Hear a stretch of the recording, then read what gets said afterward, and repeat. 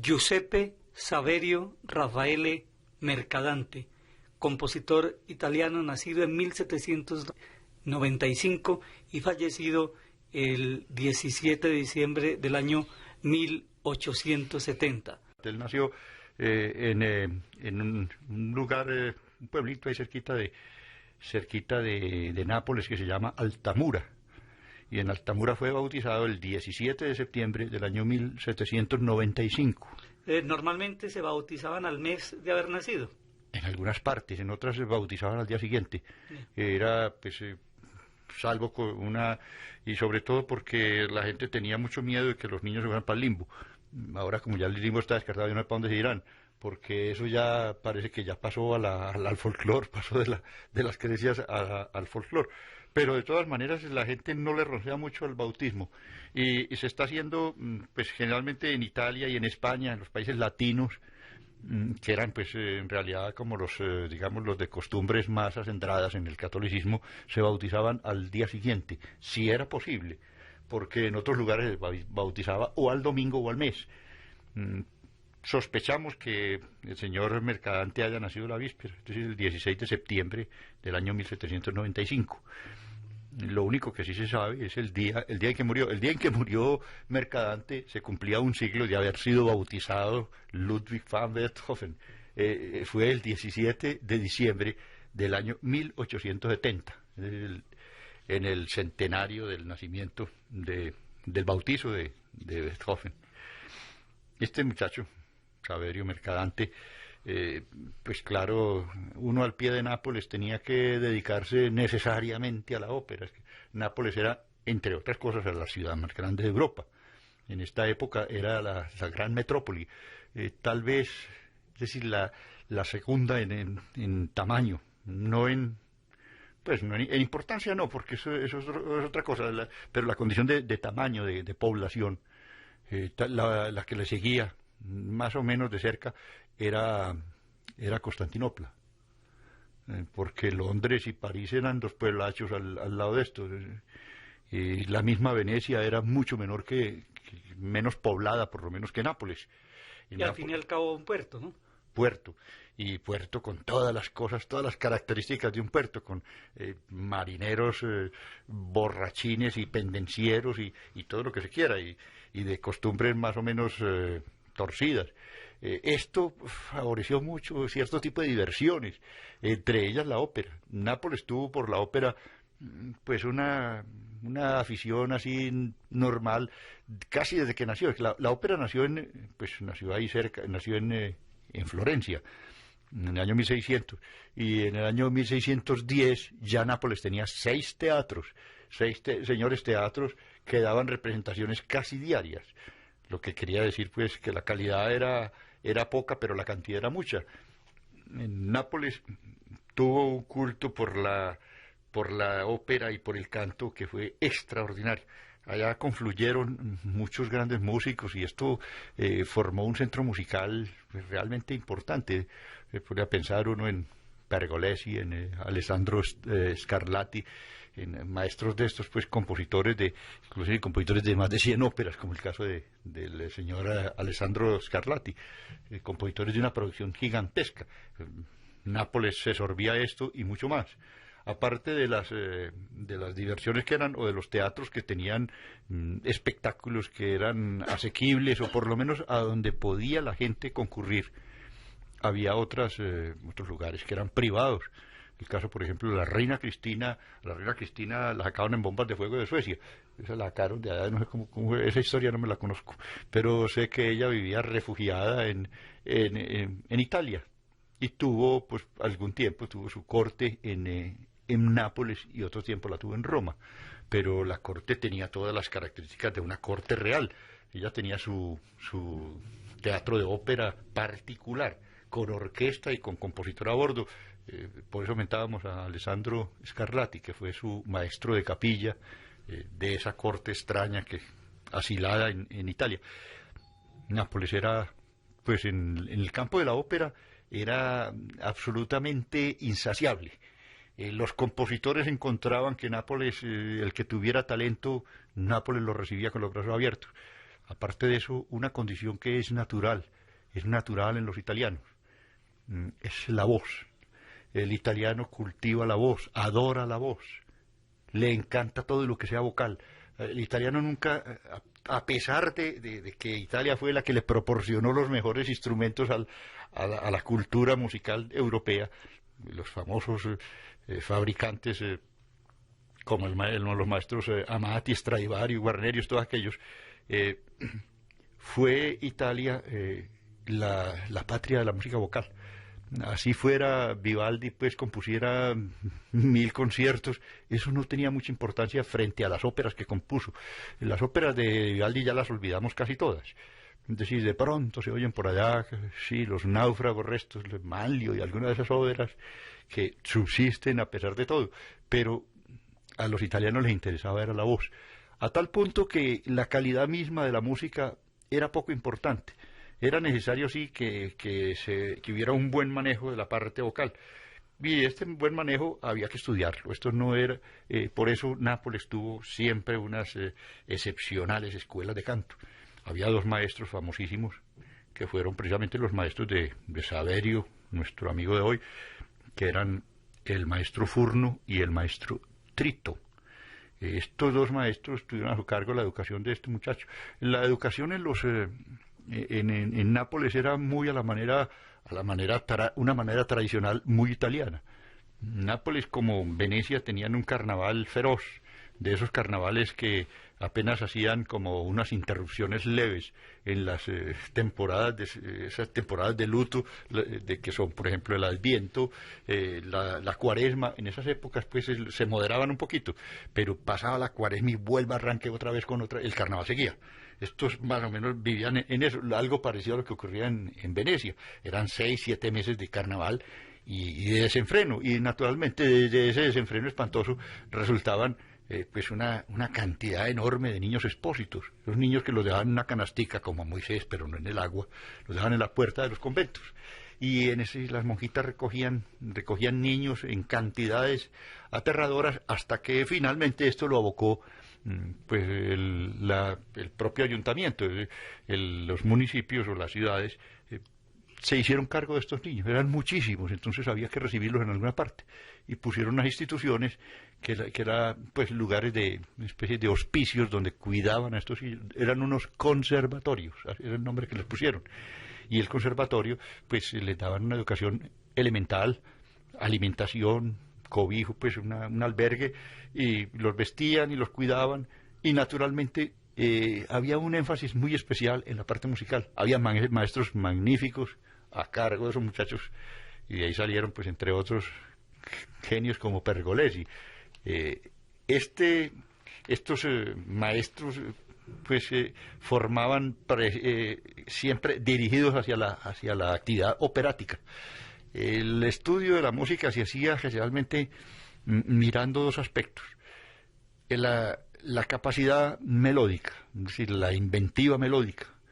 Eso era casi determinante para el tener éxito en la ópera, o la capacidad, digamos, del manejo ya elevado de la ciencia del contrapunto y de la armonía, y de las cosas un poquito más complejas, que esos podían aspirar a las maestrías de las iglesias, de las grandes catedrales.